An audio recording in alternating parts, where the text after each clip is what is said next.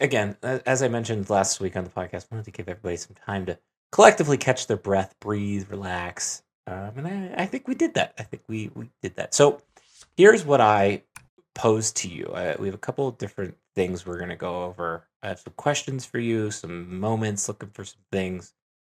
I want to start with this question, and I want to frame it. I went two aspects out. What did we learn this Penn State football season?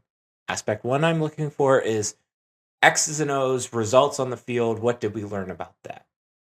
Number two is a little bit more broad and open, and I would say either fan experience, at like the Darian and Steve brand of stuff, or I would say if you want to go emotional and sappy, because some people did go emotional and sappy when they sent us. Oh, good. I'm glad to hear. That's cool. So, go ahead. I'll give the floor to you. Well, you explaining it helps with the text because I broke out some questions. Okay. I think my first what did we learn is that anybody can coach the Penn State defense as it's now constituted.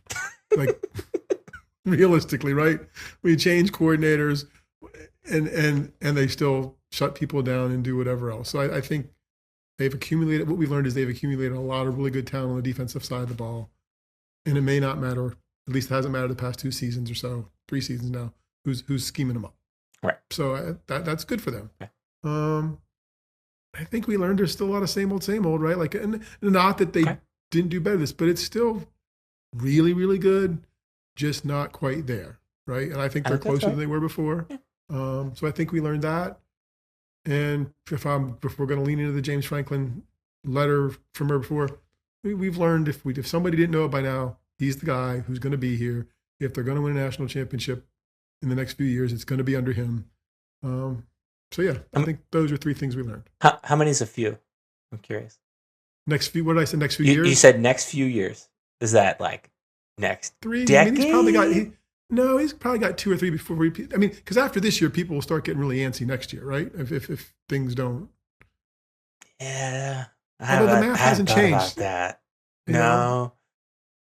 I mean, by all indications, this might be his last. Like, he might be done after this contract, and I think he's still got what till 2030, right? So the buyout starts getting a little better. Yeah, they still isn't a realistic number yet.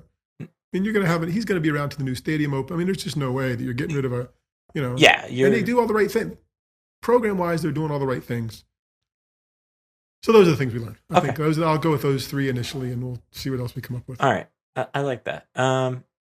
What did I learn this football season? I think for the X's and O's one, I think what I learned was that the Penn State fandom, in some ways, has started to become more socially, or maybe not socially, that's a bad word for it, just in football-ly, I'm making that word up, aware. Nice, football-ly. Yeah, good. Yeah. I think that fans are now starting to get the bigger picture, and I think the last month or so has been a nice reset for expectations.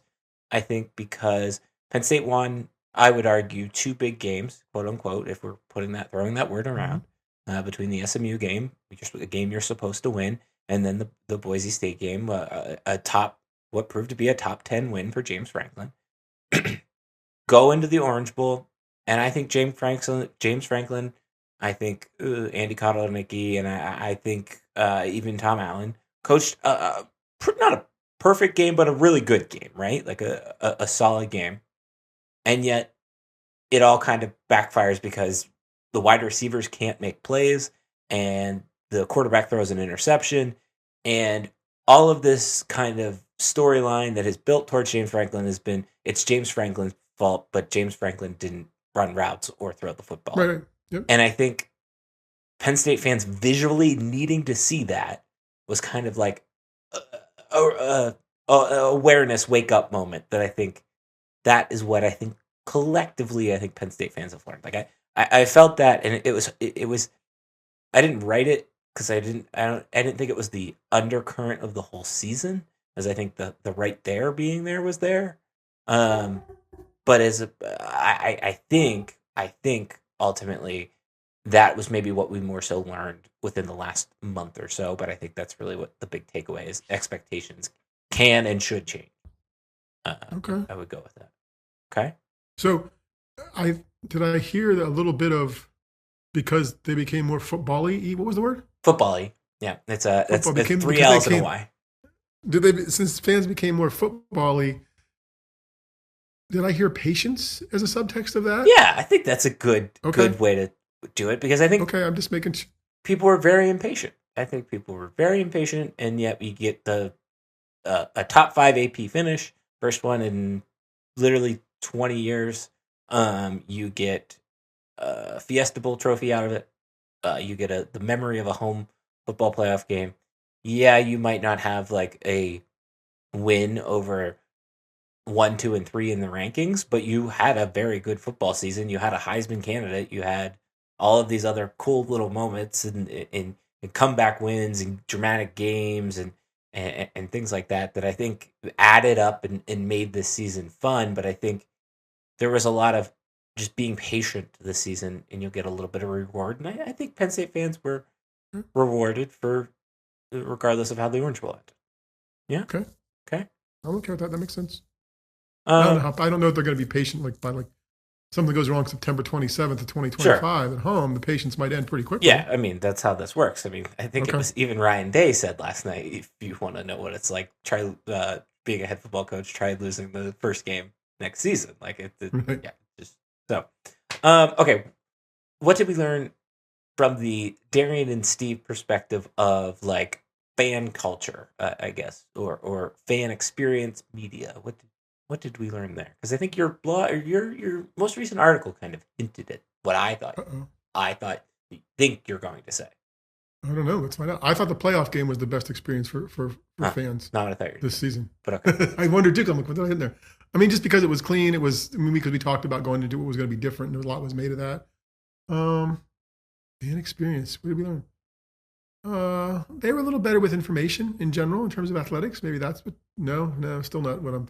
What was I supposed to say? I don't know. I thought you were going to say just about the James Franklin and worrying about what other people say or have to think, or kind of getting caught up in either the tussles with the media, if you will.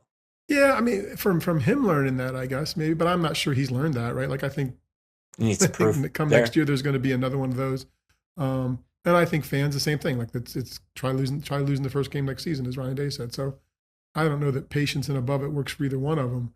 But from fan experience, the playoff game was really good. They thought they did a good job with that. And I do think that the latter end of the season, whether somebody was listening to you say, "Hey, I need information about the stadium," and 2 days later it comes out, or maybe a day later it comes out, kudos for what seems to be happening with the renovation process, from the felling of the press box to the whatever else. Like it seems like better. This might be a little bit different / better, which I think is good for the fans. Keep them informed because you need their money. I think if that's the way they're doing it, good for them. I think when you put it that way, I agree with that. I think we learned one other thing, and this might be a football-y thing. We're coining that phrase now. I think the expectations for fans can now shift from the fact of no longer is it just have a good season. It's get into the playoff. Like that's the goal right now, and then whatever happens. So I think that's important. It felt dynamically changed. I think from a fan experience, I think two things. I think you better get used to advertisements. That seems to be the biggest thing with the Pat Kraft era, between the super ribbon boards and just a lot more aggressive in your face from that aspect. Good or bad, I don't know, because it is more money coming in the door. I can live with it if that gets me a better result on the field and better amenities around the stadium and things like that. I think from the media perspective, I think Penn State's beat overall did a very good job of covering this team. And there was a lot of just like, I think they deserve, not that this is their job by any means, but I think they deserve a lot of credit for holding that patience, if we want to throw that word back around. and describing, laying that out to you. And I think we learned that more, maybe even as this kind of era changes of journalism changing and everything like that, Penn State fans are very damn lucky to have who they have covering the team and the information that we get from them. Yeah, I think so. And it's such a big group. There's a lot of options, right? Yeah. So. I think that was big.